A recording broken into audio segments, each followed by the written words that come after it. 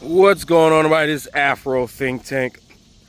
Did you know that there are over 1 million black people in jail in America? 1 million. That's 1 million slaves that we have in America. 1 million. And they are in fact slaves, legal slaves. And they're being used to make a lot of money for the very same white men, old white men, that are currently making everybody's lives a living hell. I want you guys to know that slavery still exists. It's just been renamed. You see, the white folks knew that all they got to do is rename something and then the previous thing disappears, right? The previous thing disappears just by renaming it, right?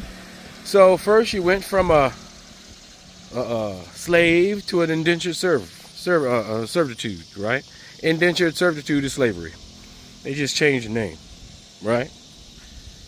You know, serfs, right? The European serf system, the system all poor white folks used to live under since their existence until just recently when they decided to rape, murder, and pillage and genocide all Native Americans and slave Africans. That's when poor white folks got a little bit of land, a little bit of space, a little bit of agency. So the American white folk are the first white folk to really get, you know, that are not rich and well-to-do to get any agency, right? But that shit was only temporary. You see, you white folks, you always been slaves, right? But they called you something else, so you didn't think that you was a slave because the name was different, right? Right, and then you guys were still slaves when we were enslaved, right? You guys were even getting beaten too, weren't you? You poor white folk, right? But you still wanted to uphold the institution of racism and slavery and putting black folks, you know what I'm saying, putting us under your heel, right? For profit, right? But now, 400 years later, everybody's slaves.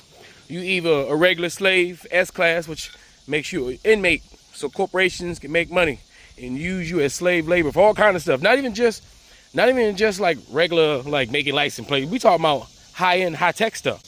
We got IT slaves. You know what I'm saying? We got slaves that do, you know, that make software and hardware work better. All kind of slaves, right? Then you got your standard issue slave, which is your regular class slave, which is your employee. The employer system is slavery, right? But yeah, we need to take in consideration the reason why America would not deem slavery as the greatest crime against humanity is because they are still doing it. The whole point of the inmate system, the way they have, is to re-enslave black people anyway, somehow. And then their law enforcement, right, their soldiers are to gather black folks, right, crossing the street maybe the wrong way or doing any manner of activity that can be deemed as illegal so they can throw them in jail and turn them back into being a slave, an actual slave. And we all sit around and pretend like that shit's not happening.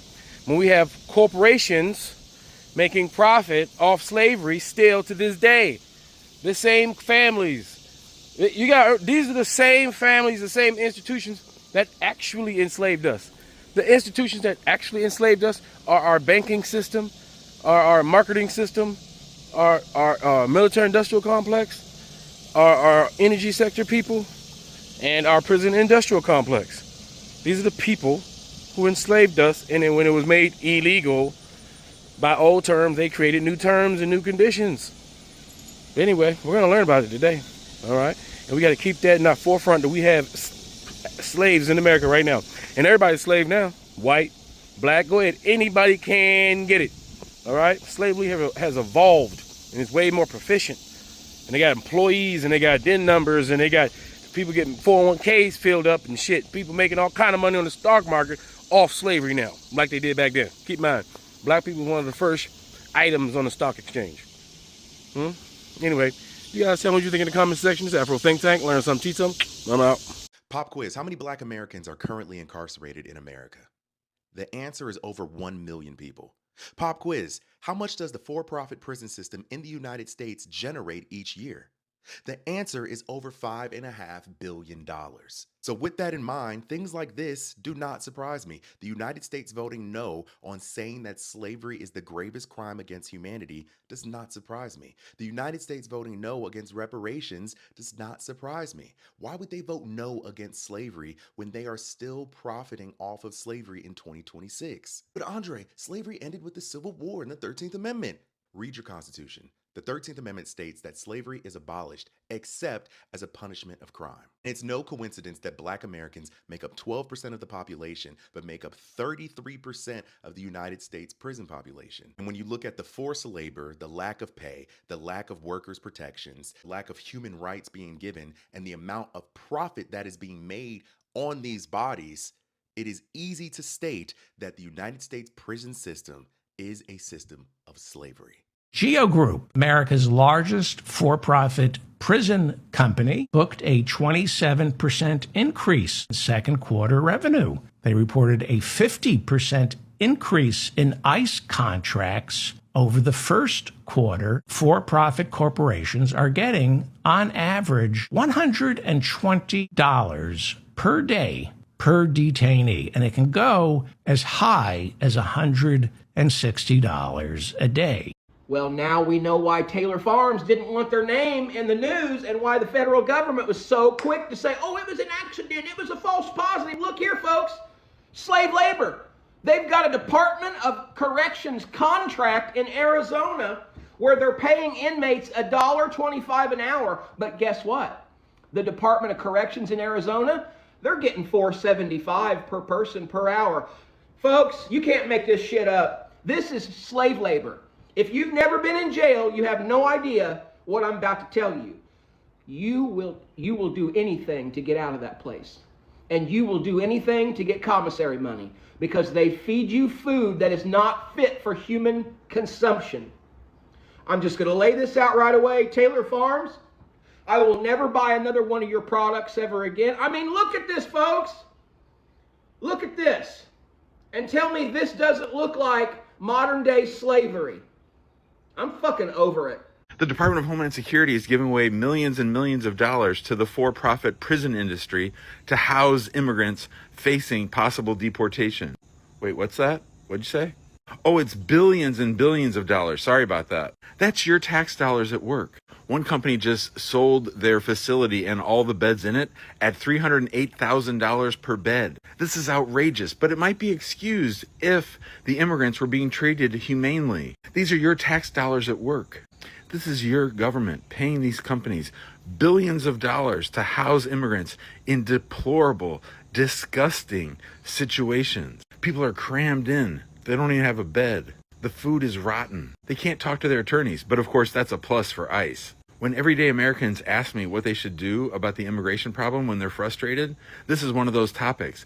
Pay attention to what's going on with your tax dollars. Follow the money and punish politicians who are putting up with this. Or maybe these men make millions from ICE prisons. In 2025, ICE arrested over 300,000 people. 90% of detainees were held in private facilities run by for-profit prison corporations. Last year, the two largest private prison companies were awarded almost $1 billion in ICE contracts. Between that and other ongoing government contracts, GEO Group and Core Civic made $4.3 billion in 2025. They're at the top of a vertically integrated industry that profits from every step of the way. Since 2020, nonprofit Worth Rises has been tracking and documenting the private prison industry how it works, and who profits. They outline how contractors make money, from the tear gas used to intimidate protesters, the body cams worn by officers, even the contracts for food, supplies, and staffing detention centers. From the moment ICE steps on the streets to the months someone sits in detention, taxpayer money flows into their pockets. The day after Trump won in 2024, GEO Group chairman George Zoley described it as an unprecedented opportunity to shareholders. Core Civic's CEO Damon Hinninger called it one of the most exciting periods in my career. Their daily calls with the administration and $3 million in DC lobbying rewarded them with $170 billion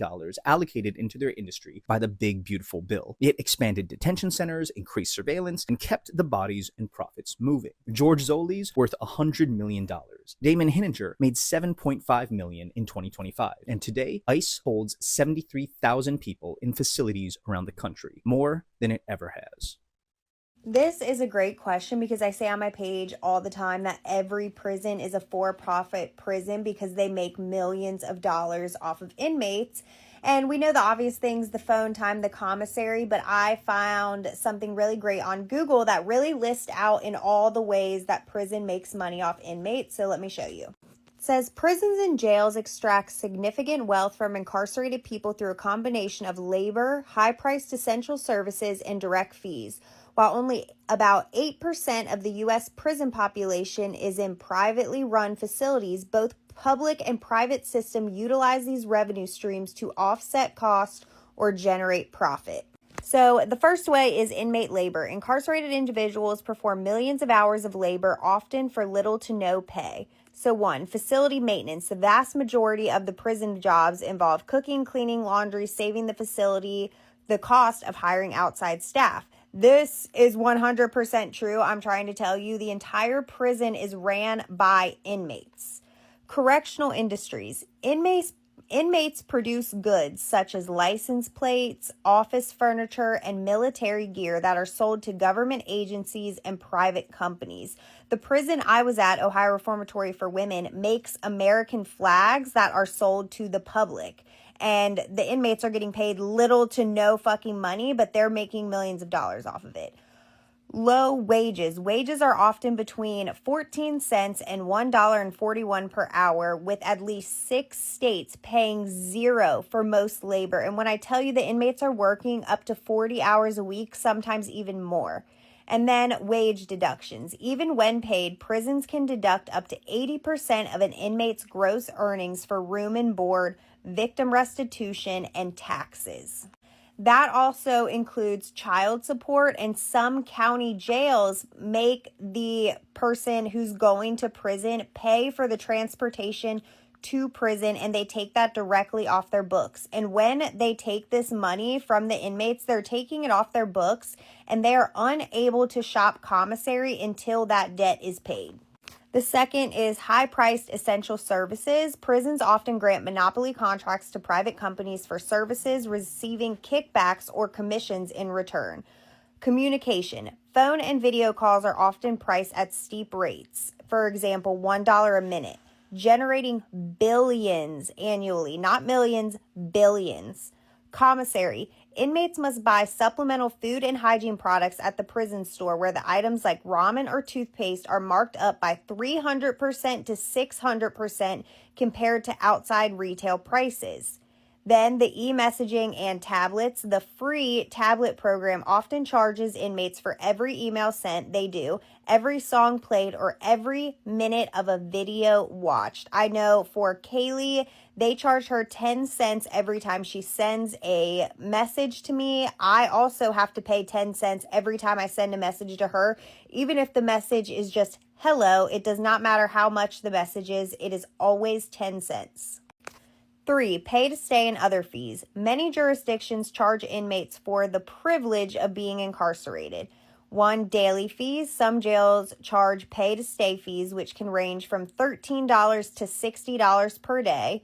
Service fees. Inmates are often charged for medical copays, electronic monitoring, and even identification bracelets. And 3, release cards. Upon release, any remaining funds are often placed on a prepaid card that carry high maintenance and withdrawal fees. So even when the inmate is getting out of prison, they're still charging them fees, withdrawal fees and maintenance fees, which are like $5 a month, $10 a month, however much they are. You know what I'm talking about for like the prepaid debit card fees. Ridiculous. And mind you, that's after they served their debt to society. They already did what everyone wanted them to do. They served their debt to society. They completed their prison sentence. Again, setting them up for failure. And 4, direct government subsidies, private prisons. For-profit prison corporations such as GEO Group and Core Civic make money through government contracts.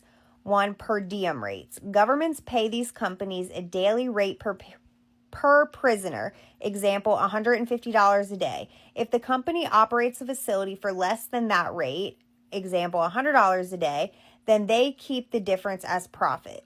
Then there's also an occupancy guarantee. Some contracts include bed quotas, requiring the government to pay for a minimum number of beds regardless whether they are filled. which incentivizes them to fill those beds. They're not going to just pay for an empty bed. They are incentivized to keep people in prison longer and keep them occupied in those beds. So these are the main ways that they make money off of inmates, which if you think about it, yeah, there's a lot of horrible people in prison, but there's also people like me who made a mistake. There's people who are even worse off than I was, who are struggling in the depths of addiction. These are the most vulnerable people in our society, and they're taking full advantage, and they're making millions and billions of dollars off of it. And the prisons have little to no rehabilitation. They're falling apart. They're decrepit. They're the dirtiest places ever. So where is this billions of dollars going to? It's not going to help keep our streets safer. It's not making the prisons more hygienic or easier to live in. It's not going to rehabilitation programs. So where the fuck is it going? Does anyone else think that there's some industries that just shouldn't be privatized? Because once things are privatized, they are for profit. That's what they are aiming for. All the profit. Let's look at some examples. For-profit prisons. Why is this a bad idea? Well, it's because they make their money off of having inmates. So they're not trying to reform anybody. In fact, they're hoping you reoffend. There's even examples of for-profit prisons paying off judges just so they could get more people in there, giving harsher sentences just to line their pockets. Most of the people in prisons nowadays are nonviolent offenders, making the United States to have the most prisoners per capita in the entire world. Essentially what that means is your tax money is paying these companies to lock people up, even though they don't really need to. Not to mention the conditions of these places. They're there to maximize profit. So, do you think they're going to put money into the facility? No. It's like a landlord. I'm not going to pay for that. It costs me money. So most inmates are living through subhuman conditions, torturing people for profit. This is why we need to find better uses for our money besides locking up and torturing our own people. Preston Thorpe is a self-taught software engineer working remotely for a San Francisco-based tech company. I guess I have an advantage because I have very little distractions. Thorpe also happens to be an inmate at the Mountain View Correctional Facility in Maine. I have a purpose now. Like prior, I had nothing going for me, and I had been a drug dealer for years. Thorpe is one of about 40 residents here working remotely for various industries. Across the country, at least 3 other states, including Kansas, Ohio, and California, allow some inmates to work remotely. Maine is at the forefront, according to the Alliance for Higher Education in Prison, requiring inmates to first complete higher education and comply with the case plan set by social workers. We've taken it to the next level where we, allow and encourage individuals access to the internet. That work netting at least one inmate a 6-figure salary.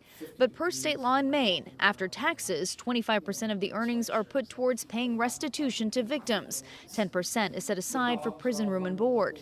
Why should someone in the prison system be allowed to work outside the prison walls, so to speak, and make a 6-figure salary? If people really care about victims and survivors of crime that are owed money, the way that we do that is we provide meaningful work for individuals that are incarcerated so they can pay down those debts. Thorpe earning enough to buy a home. I mean, if I was not paying him market rate, I think he wouldn't be able to do that. He's doing quality work, by the way, that people with 20 years of experience can't do. Thorpe is on the verge of finishing his prison sentence, knowing he'll leave here financially stable and employed. Ryan Hopkins is about halfway through his 42-year sentence. After earning a bachelor's and master's degree behind bars, he now provides remote tech support. I created this system with AI to create the tickets and all that. Then I report everything here on Slack. Hopkins will be in his 60s by the time he's released, working now to fund that eventual future. Now I feel like I've started my life in here. The transition's going to be much softer. Thorpe's outlook on life much different than when he first arrived. I had pretty much resigned myself to that I would never have a family or a normal kind of career, and all those things are within reach now. I want to give them opportunity to be successful and to give back to the community inside and outside of the facility. Hey, it's Joe from Georgia. We know Taylor Farms has been in the news a lot for the cyclospora outbreak that caused many people across the United States to become violently ill with diarrhea, and several people have died from it. Well, Taylor Farms uses prison inmate labor in the state of Arizona. They pay these prisoners $1.50 an hour to pick lettuce crops there for Taylor Farms, while the Arizona Correctional Institute goes and charges Taylor Farms $4.75 an hour. So they're making $3.25 an hour using prison labor. And if they want to talk about how in the world could this cyclospora get out, well, folks, they don't have enough bathrooms for these people to even go to. So what do they do in the middle of a field? You can only imagine. And it's not just happening at this one location. It happens everywhere else. But the Arizona Correctional Department is making a profit off of prison labor and undoubtedly unsafe food getting out into the food chain here in America.